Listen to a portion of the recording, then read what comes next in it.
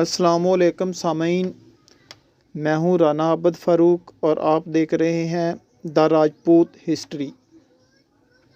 سامعین،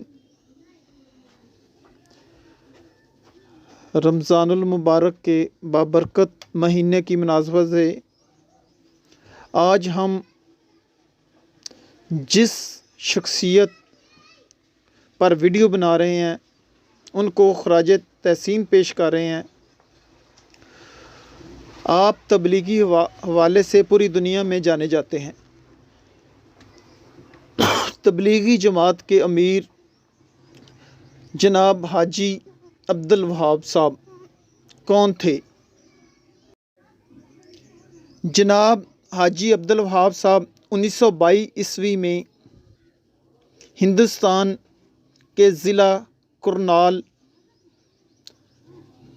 گاؤں گونتھلا میں پیدا ہوئے۔ آپ کی گوت تور تھی۔ ہجرت کے بعد آپ پاکستان میں تحصیل بوریوال ضلع وہاڑی کے گاؤں چک نمبر 331L ٹوپیاں والا میں شفٹ ہوئے۔ ابتدائی تعلیم کے بعد آپ نے اسلامیہ کالج لاہور میں داخلہ لیا، گریجویشن کی اور تحصیلدار کے طور پر نوکری کرنے لگے۔ آپ نے 1944 عیسوی کو مرکز نظام الدین انڈیا میں مولانا لیاس صاحب سے ملاقات کی اور 6 ماہ تک ان کی خدمت میں رہے۔ آپ کا روحانی تعلق مولانا عبدالقادر رائے پوری سے تھا۔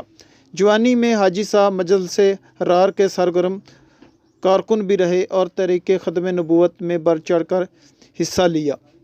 آپ مولانا یوسف اور حضرت جی مولانا انعام الحسن صاحب کے ساتھ بھی رہے۔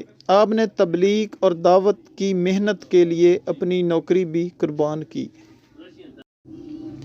آپ پاکستان کے ان 5 شخصیات میں سے ہیں جنہوں نے ساری زندگی اس کام کے لیے وقف کی تھی۔ آپ پاکستان میں حاجی شفیع قریشی، حاجی بشیر صاحب کے بعد تیسرے نمبر پر تبلیغی جماعت کے امیر مقرر ہوئے تھے۔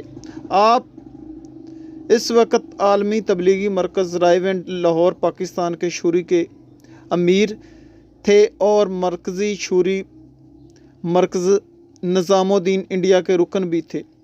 حاجی عبدالوہاب صاحب عالم اسلام کے 500 بااثر مسلم شخصیات میں سے 10ویں نمبر پر آتے تھے۔